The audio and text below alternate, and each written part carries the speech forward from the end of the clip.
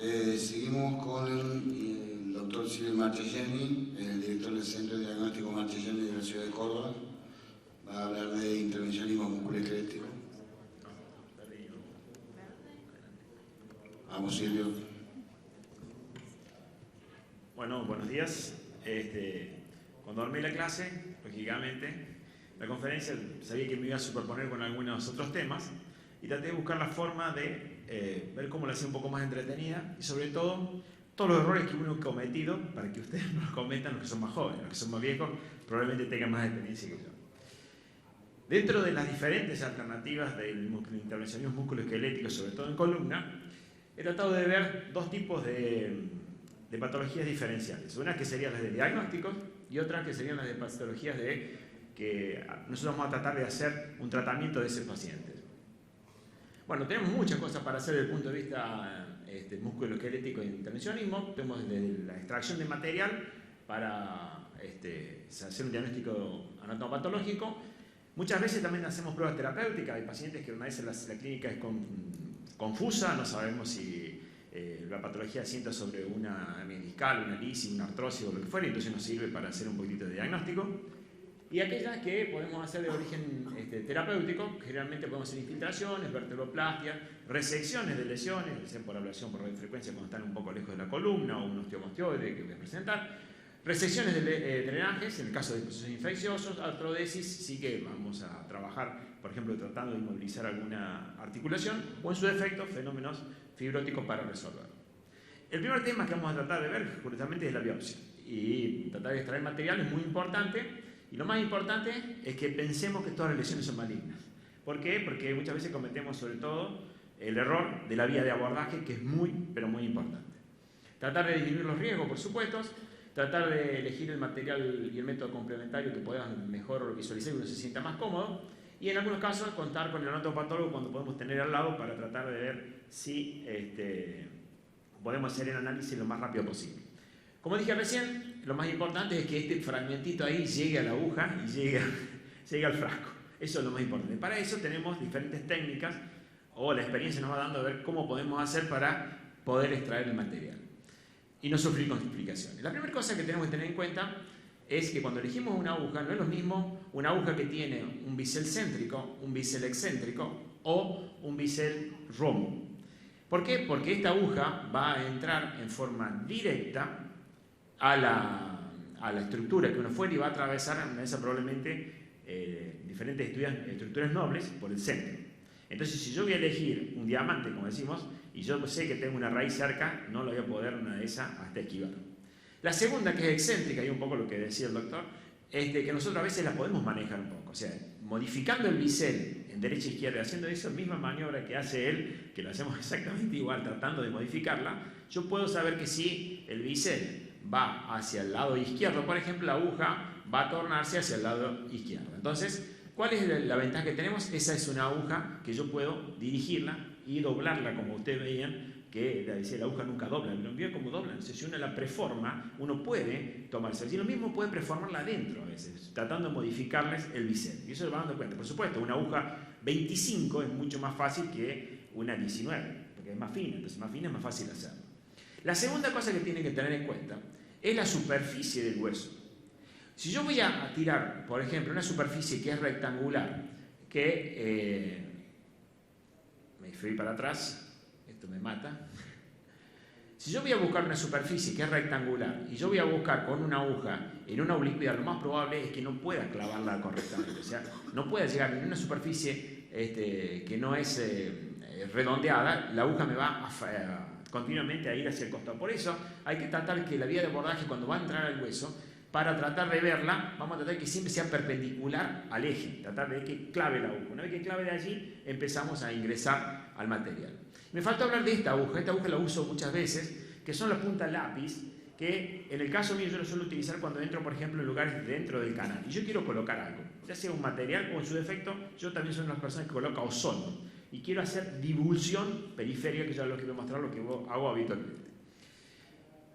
Y después tengo que seleccionar qué tipo de lesión tengo. Si yo tengo una lesión totalmente osteolítica, yo sé que lo más probable es que si voy con aguja de hueso, probablemente me quede la mitad del material adentro. Entonces en una de esas tengo que poner un sistema coaxial, una aguja para romper el hueso y después cortar adentro con una aguja trucuto, lo que fuere, para tratar de mantener el material. Después tampoco no es lo mismo una lesión que está muy vascularizada, que fue lo que hice la semana pasada, que fue rechazado porque tenía miedo, que tenía una imagen angiomatosa, que uno va a ir a buscar, y lo más probable es que ese hueso que tiene mucha osteoporosis no la puede cargar, o sea, no puede traer material. También hay que tener cuidado qué técnica vamos a utilizar o qué aguja vamos a utilizar. Hay una cosa que uno siempre trata de hacer, ir a buscar la aguja más grande para tener mejor material. Esa aguja más grande probablemente te deje el material adentro mucho más fácil que una aguja más chica. Y después tenemos esas lesiones que están en el interior del hueso, que uno tiene hueso sano que va a atravesar y luego va a llegar a ese hueso. Bueno, hay muchas agujas, o sea, la hanchiri, lo que usted quiera. O sea, lo más importante es que yo, si puedo obtener el material antes de sacar la aguja, sería lo ideal. Para eso existen este tipo de cucharas que habitualmente uno puede traer. Yo no tengo esta es una imagen vieja, pero habitualmente puedo traer el material con la aguja adentro para tratar de ya tener seguro el material antes de sacar la aguja y no me quede en el trayecto. Esa sería una. Y la otra, para las lesiones osteolíticas, muchas veces utilizo un sistema coaxial, o sea, pongo la aguja de hueso por fuera y después voy con una aguja de corte adentro con la pistola. Lo más importante tener en cuenta técnicamente es que cuando ingresa la parte de afuera, nos queda el mandril en la parte superior, que es el que me va a indicar cuánto hueso tengo adentro. Y eso es muy importante testearlo para tratar de que uno guíe ese material. Una vez que lo ha logrado, empezamos con los movimientos laterales para tratar de cortarlo, y siempre es importante llegar casi al extremo o alguna cortical que esté más profunda para tratar de clavar adentro el fragmento. ¿Entendieron? O sea, si yo me voy de la parte elíptica, tengo mucho riesgo de que cuando saque la aguja me quede con el fragmento acá y se saque la aguja sola. Entonces, cuando van a retirar la aguja, por favor, no tomen la aguja, tómenla de aquí abajo con el mandril puesto para saber si el mandril se va o no. ¿Quedó claro? Porque si van a hacer una punción muy difícil y tienen que volver a entrar de nuevo porque no tienen material, es el peor fracaso. Aparte de todo lo que tenés atrás que te están puteando porque quieren empezar a pasar los pacientes. Entonces la lógica es tratar de asegurarnos al fragmento adentro de la aguja. Entonces traten de tomar la aguja desde la parte inferior con el mandril y evaluando que no les quede el material adentro. Una vez que traen el material y el mandril va justo con la aguja, sería lo ideal para mantener el fragmento en el interior. Bueno, como ya dije recién, diferentes tipos de alternativas para las lesiones de partes blandas. Uno puede hacer el sistema coaxial o poner una aguja de partes blandas de acuerdo a lo que tiene. La aguja de partes blandas habitualmente tenemos que llegar a la parte ósea, atravesarla con una aguja de hueso, y después nos quedarán como lesiones como esta, que uno en esa no tiene hueso y va a ir con la aguja directamente a hacer el corte.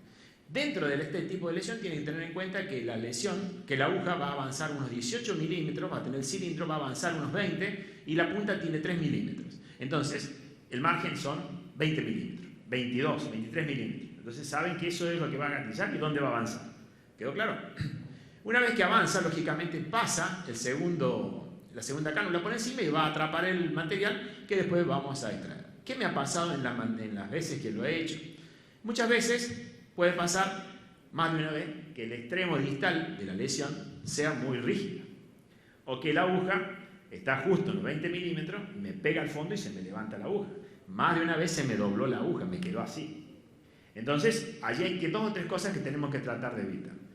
La primera sería ¿cómo agarro la pistola? La pistola traten de agarrarla cuando va a salir y cuando va a pivotear de la parte posterior. A ver si acá está. Traten de agarrarla de la parte más posterior, o sea que no le hagan fuerza, porque si voy con la resistencia de la pistola y disparo, le va a hacer como si fuera un zapateo hacia la parte posterior. Quedó claro, y si yo lo tengo rígido, lo más probable es que la aguja se les doble. Entonces traten de, si van a disparar, por ejemplo, con esta pistola, hagan el gatillo de acá, cuestión de que la pistola juegue sola. ¿Quedó claro? Si ven que le ha zapateado mucho, que es la maniobra inversa, o sea, la aguja pegó y se les retrucó para atrás, automáticamente abran la pistola y vean si realmente hizo los dos gatillos, la primera aguja y la segunda que pasa por encima. ¿Quedó claro? Y allí, si tienen la aguja doblada casi seguro, tenemos dos alternativas. La primera es tratar de reducirla, volverla a cargar de nuevo para tratar de doblarla, y la segunda es sacarla como va. Más de una vez no ha pasado. Si va a sacarla, por favor, no la saquen de una forma directa. Traten de hacer como el mismo eje, la misma maniobra que ustedes cuando ponen la aguja, traten de sacarla hacia arriba para que todo este bisel no les corte todo lo que está para atrás. Es lo mismo que ustedes hacen con el hígado. Si ustedes empiezan adentro del hígado a mover la aguja así, lo que están haciendo es biselando. Esto es exactamente lo mismo. Entonces, si tienen ese accidente, por favor, traten de cargarla si pueden. Y si no pueden cargarla, manejen la aguja en la forma en que va la incurvación que tiene.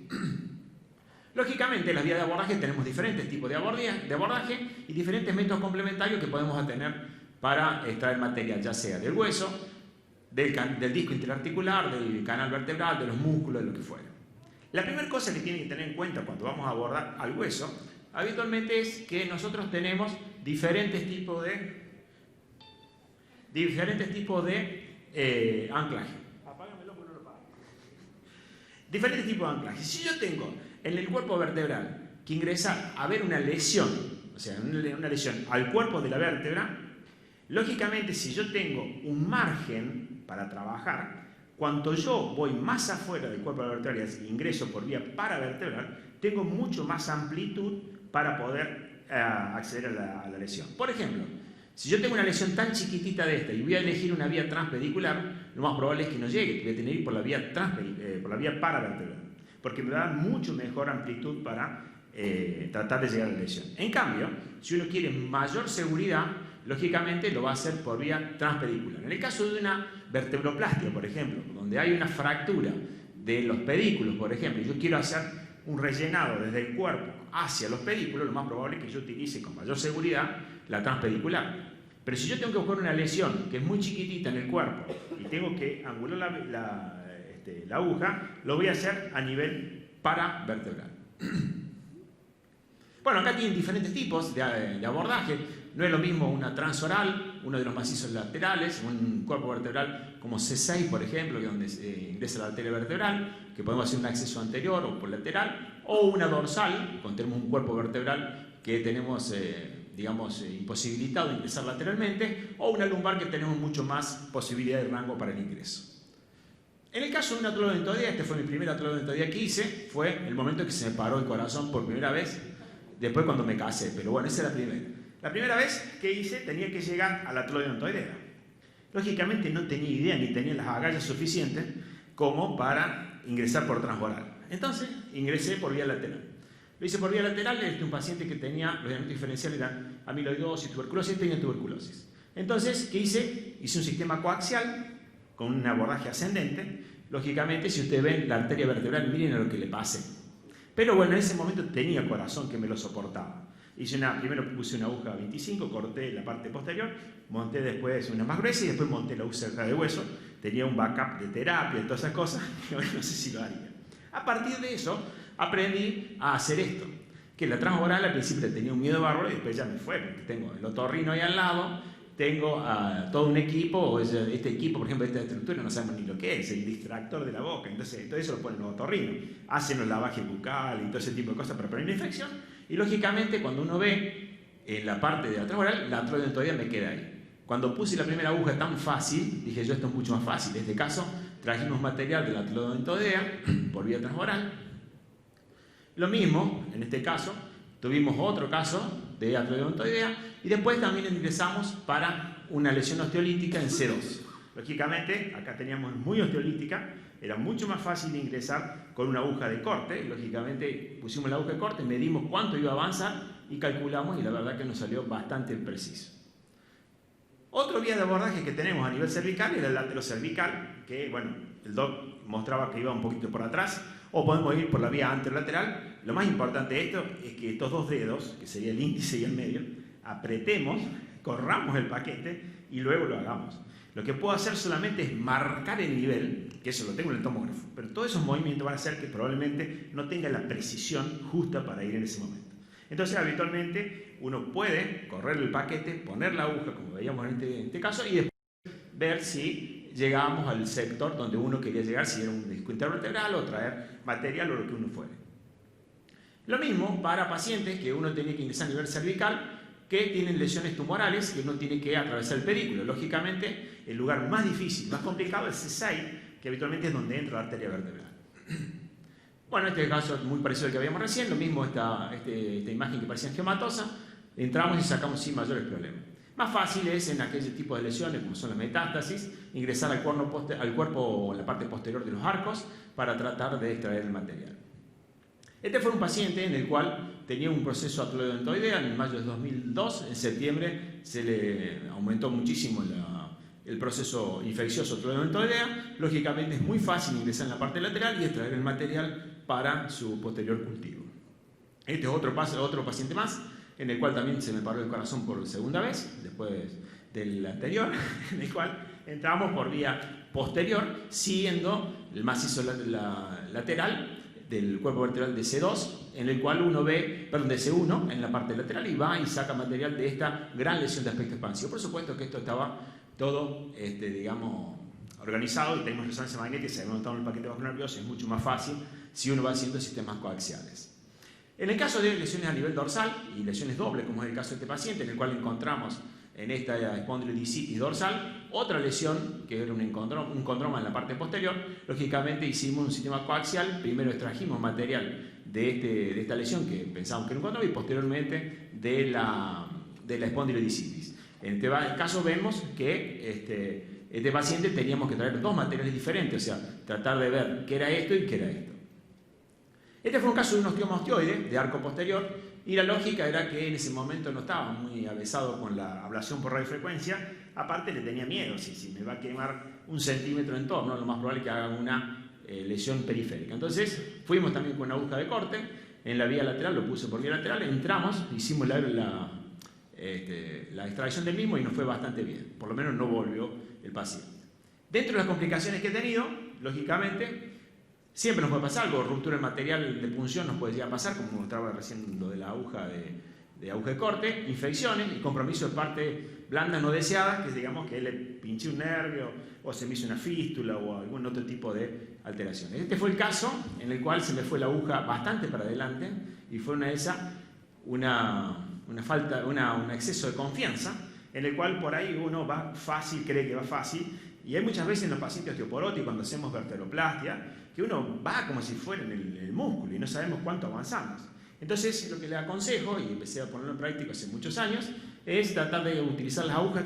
En el caso de esta aguja tiene un sistema en el cual uno puede más o menos medir cuánto va ingresando, siempre con el dedo muy cerca para tratar de que no se zafe y tratar de ir ingresando en la medida que uno puede, hacer los controles que tenga necesario, pero tener la seguridad que va ingresando despacito y no irse a veces medio locadamente o efusivamente a querer poner la aguja de una sola vez. También se me han roto agujas. Esta fue una aguja que yo no sé si no lo ven mal en el mercado, que tiene agujeros laterales, una espondilodicitis. En el caso de tener agujeros laterales, entonces es mucho más fácil porque yo extraigo el material si yo quiero, pero también puedo hacer lavajes en el caso de la espondilodicitis y ese tipo de cosas como para tener mejor approach. Bueno, esta aguja se me cortó, como lo están viendo allí, se me rompió y me quedó un pedazo ahí dentro del cuerpo de la vértebra. En el caso de las lesiones de partes blandas, ya terminando un poquito con el hueso, tenemos que tratar de dividir las dos partes. Una que sería la más complicada, que sería por delante de los macizos articulares y otra por detrás. Lo fundamental, yo pensaba que hoy iba a haber muchos residentes para que vean los errores que uno pueda haber cometido alguna vez, es tratar de ver la vía de abordaje. Sin lugar a dudas que en la vía de abordaje es muy importante tener en cuenta algunas cosas. Este es un paciente que está operado de riñón y tiene esta masa en la loge renal y en el cual tenemos esta cicatriz. Si yo tuviera que ingresar a este paciente, probablemente podría haber ingresado por acá, por acá, por acá, por acá, o por donde yo quiera. Pero la idea es que tengo que entrar por el acceso quirúrgico. O sea, el lugar donde yo tengo que entrar es allí. ¿Por qué? Porque si no voy a contaminar oncológicamente el campo oncológico. Por ende, siempre hay que ingresar. El campo oncológico es fundamental. También me he valido muchas veces de lesiones de partes blandas que estaban en la región torácica, como en este caso que ven, que ingreso con una aguja y luego utilizo el sistema coaxial para poder extraer material, o lo puedo hacer a nivel retroperitoneal o en su defecto a nivel pelviano. En el caso de la lesión metastásica, ya vimos recién, cuando dan partes blandas generalmente uno puede llegar sin mayores problemas a ingresar en la parte prevertebral por vía posterolateral, en este caso también pasé muy cerca de la arteria vertebral, con aguja de corte sin mayor problema extrayendo el material. En el caso de las lesiones que tuvimos a nivel del canal, o sea, dentro del canal, lógicamente tenemos dos tipos de lesiones. Una que son aquellas lesiones que son sólidas, como veíamos anteriormente, yo ya tengo la resonancia dentro de la imagen, por lo cual yo puedo tranquilamente ingresar y hacer el material, extraer el material con los riesgos que uno puede llegar a ver. Son lesiones habitualmente extrínsecas. Si uno ve una lesión evolutiva, tiene borde esclerótico, todo el hueso, o sea que es una lesión bastante segura y sólida. En el caso de los pacientes posoperatorios, es otro problema porque la verdad cada vez tenemos más pacientes que se complican. Entonces tenemos que saber más o menos qué hacer o cómo hacer. Tenemos pacientes desde procesos infecciosos, que en este caso de un proceso infeccioso de una epiduritis, ve que tiene múltiples abscesos, en el cual nosotros ingresamos con aguja y extraemos el material. En el caso vemos el material que se extrae para hacer diagnóstico bacteriológico y ver cómo se descomprime un poquito, sin mayores problemas. Podemos ingresar muy similar a lo que mostraba el doctor. Y otro problema que tenemos son los cambios postquirúrgicos que puede llegar a haber, en el cual muchas veces tenemos que utilizar alguna terapéutica porque nadie se lo puede solucionar y caen a nosotros. No sé si ustedes tendrán muchos, pero nosotros tenemos muchos cambios postquirúrgicos, o sea, entre ellos fibrosis, paciente que no anda bien, volvemos a los a discos nuevamente que se hernian y ese tipo de cosas. Entonces, utilizamos corticoides, lo mismo que ya mostró el doctor mucho mejor que yo. Tratamos de ver dónde ingresamos, utilizamos una aguja fina, podemos hacerlo a nivel perirradicular o extradural y podemos hacer a veces 1 o 2 sesiones para ver. Esto es lo que hacíamos habitualmente, esto lo hacía muchos años, en el cual uno ingresaba en el proceso fibrótico que ya tenía, inyectaba una infiltración común. Hasta que llegó el ozono. Cuando llegó el ozono, empecé con una creatina, otro caso más, en el cual uno ingresa en la parte extradural tratando de hacer la infiltración y liberar. Cuando empezamos a agarrar la mano a esto y empezamos a inyectar, uno ya se empieza a dar cuenta de algunas cosas. Entre ellas es la resistencia que uno siente cuando empieza a poner el material. Muchas veces cuando ponemos la aguja y empezamos a tener resistencia, en un momento se flanquea la resistencia. Entonces, yo lo que hacía, como si pensábamos que fuera un globo, como si yo infilara un globo ahí adentro, entonces me está haciendo la fibrosis stop y estoy continuamente haciendo presión lateral. Y allí es cuando cambié de posición y empecé a utilizar el ozono. El ozono, el objetivo era que se divulsionara mucho más fácil para liberar un poco la adherencia y me dio mucho mejor resultado que la misma infiltración. De todas formas, siempre pruebo con ozono. Primero con infiltración y después recién hago el ozono. Entonces, el lugar de abordaje generalmente, que ustedes pueden ver, es en la vía extradural o en su defecto, hacer también por vía, en la vía radicular, o sea, en la salida. Y estos son los casos que habitualmente los traumatólogos no quieren volver a reintervenirlo, o los neurocirujanos, y uno empieza a poner aguja y ozono en todos lados, para ver realmente. Y hemos tenido resultados, no es que andan bien el 100%, olvídense, pero de que de esos 10 pacientes que vienen saquemos 4, 3, con menor dolor, o 5, para nosotros es una muy buena terapéutica como alternativa. No es que van a estar totalmente solucionados. Lo que hacemos es tratar de divulsionar. Y estos casos, que son pacientes que tienen, como ven ustedes, muchísima fibrosis, adherencias periféricas, justamente inyectamos ozono dentro del espacio, tratando de justamente liberar la imagen perirradicular. Y eso es lo que logro primero. Primero trato de inyectar el anestésico con el corticoide y posteriormente, si no lo logro, pongo primero el ozono y después sí libero con el corticoide y con el anestésico con el objetivo de producir el proceso antiinflamatorio. En este otro caso, en el cual se ve que tiene múltiples materiales de fijación, injerto óseo, y lo que hacemos justamente es tratar de liberar un poco toda esa región, liberándola un poco. Fíjense que, si ustedes ven, hay ozono por todos lados acá, o sea, esto no está pinchado dentro del saco, está fuera del saco, o sea, lógicamente, lo que decía, procesos de fibrosis tiene que haber, procesos de alteraciones postquirúrgicas tiene que haber. Otra cosa que he hecho, que son otras complicaciones, en el cual son las fístulas durales postoperatorias. Las fístulas durales, todos sabemos que a veces se rompe la dura, se hace una imagen pseudoquística periférica y esa imagen a veces hay que tratar de solucionarla. La idea es entrar al quirófano nuevamente para hacer la sutura de meningia y ponen el material que se llama tisucol o coágulo fresco, son las dos alternativas que hay, para tratar de ver si se logra reducir ese quiste. Bueno, nosotros hemos hecho algunos pacientes con vía percutánea, o sea, con ecógrafo, ver dónde está el quiste, y utilizamos, ven acá está la imagen de coágulo fresco, no nos dio muy buen resultado, después sí con tisucol. Este fue un paciente en el cual el 26 de agosto comienza con esta fístula dural que está ahí posquirúrgica, el 2 de septiembre la dejaron en reposo y tren de Lemburg, saben lo que está en reposo y Trendelenburg unos días y no poder moverse y etcétera, etcétera. Lógicamente era un problema muy complicado para esta señora, hasta que deciden ponerle por vía percutánea Tisukol con guía ecográfica. Cuando ingreso con el ecógrafo, la verdad que lo veía bárbaro al quiste y se me ocurrió hacer, eso fue un poco lo que hacía cuando era residente, tratar de ver cómo lograba ver la fístula. Entonces empecé a hacer presión y le puse el Doppler. Cuando vi el Doppler, lógicamente, veía que la fístula estaba acá. ¿Qué hice? Ingresé con la aguja, puse el Tisukol el 9 de octubre, lo controlé el 12 de noviembre y como ven ustedes, no estaba más ni la fístula ni la colección que habíamos visto sobre el tejido subcutáneo. Se trató, se resolvió muy fácil y una persona que no estuvo había estado 2 meses en Trendelenburg y acostada en su casa, lógicamente lo resolvió muy fácil. De todas formas, a esta señora nosotros le hicimos esto, la pusimos en Trendelenburg más o menos una semana más o menos y después la controlamos y andaba bien, así que la dejamos con vida no normal, pero por lo menos tratando de que no haga esfuerzo o maniobras de valsalva continua.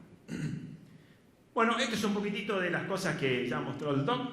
Yo hago lo mismo, o sea, utilizamos accesos a nivel de las articulaciones o radicular, utilizamos agujas 23, lo mismo que se lo mostraron, hacemos doblar las agujas, como ven, y tenemos diferentes tipos de accesos. Tenemos accesos articulares, accesos radiculares y accesos discales. ¿Por qué hacemos algunos discos? Porque hay uno de los médicos del equipo que hace ozonoterapia discal, usted lo ve en la revista de Aerolínea, que justamente su objetivo es tratar de hacer la deshidratación con ozono dentro del disco. Hecho que tampoco está muy probado, pero sí yo creo más que en la deshidratación, creo más en esto, que es la liberación de todo el proceso fibrótico adherencial pequiradicular. En eso sí creo, y eso creo que es una alternativa. Entonces, como alternativa tenemos el ingreso a la articulación, al disco, a la raíz o al disco. Dentro de las alternativas que tengo, una de las cosas que hago, no lo hago por vía lateral yo a las infiltraciones cervicales, porque hice un trabajo hace muchos años en el cual ingresando por vía, fíjense donde yo tengo la aguja puesta, totalmente atrás. Inclusive no utilizo el contraste, utilizo el aire, la burbujita de aire que me queda en el coso, porque no quiero poner contraste al extradural. Entonces con la misma burbuja de aire lo utilizo como contraste y inyectando en la parte posterior ven cómo ingresa en la parte extradural. Entonces, bueno, podemos hacer diferentes tipos de acceso, como ven aquí un poco más lateral, un poco más medial. Puedo llegar, como hace el doc, a la emergencia radicular, pero lógicamente si yo logro con la burbuja llegar al espacio periradicular o en esta situación, yo ya no me hace falta mucho más. Lo mismo que dijo el doc, los lugares más críticos de las infiltraciones es la S6, en la entrada de la arteria vertebral. Habitualmente, como ve, lo mismo que hace el doc, si el paciente no anda bien, voy más hacia la emergencia radicular y si no voy al macizo en la parte posterior, sin mayores problemas uno puede llegar. En el caso de la dorsal, lo mismo que dijo el doc, lo más importante es que no nos atravesemos una Arankiewicz, o sea que eso no me voy a detener. Y en el caso de algunos pacientes también hacemos pruebas para tratar de ver si la ablación por radiofrecuencia puede llegar a ser una alternativa de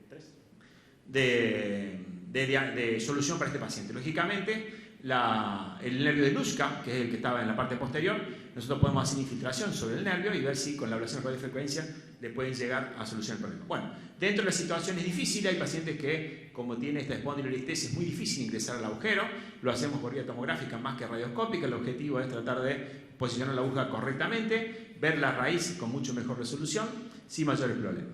Dentro de las cosas que hemos visto que se nos pueden llegar a complicar son que la aguja no haya ingresado al plano periférico, que la aguja se le hayan puesto al nervio, que se lo va a decir el paciente en 2 minutos, porque el grito que pega en el tomógrafo y vuelve, o sea que eso se van a dar cuenta, saquen la aguja. La segunda cosa que es muy importante es tratar de no ponerlo en el psoas, que sería otro lugar que he visto agujas puestas en los psoas. La idea es que cuando ustedes inyectan esa pequeña burbuja de aire que les queda, lógicamente vean que va a nivel periradicular, que es el mayor objetivo. Si quieren usar contraste, yo no soy pro contraste, así que yo soy pro burbuja. Bueno, dentro de las complicaciones, bueno, infección, puede haber diabetes, hipertensión, aranoiditis, efecto vasovagal que hemos tenido.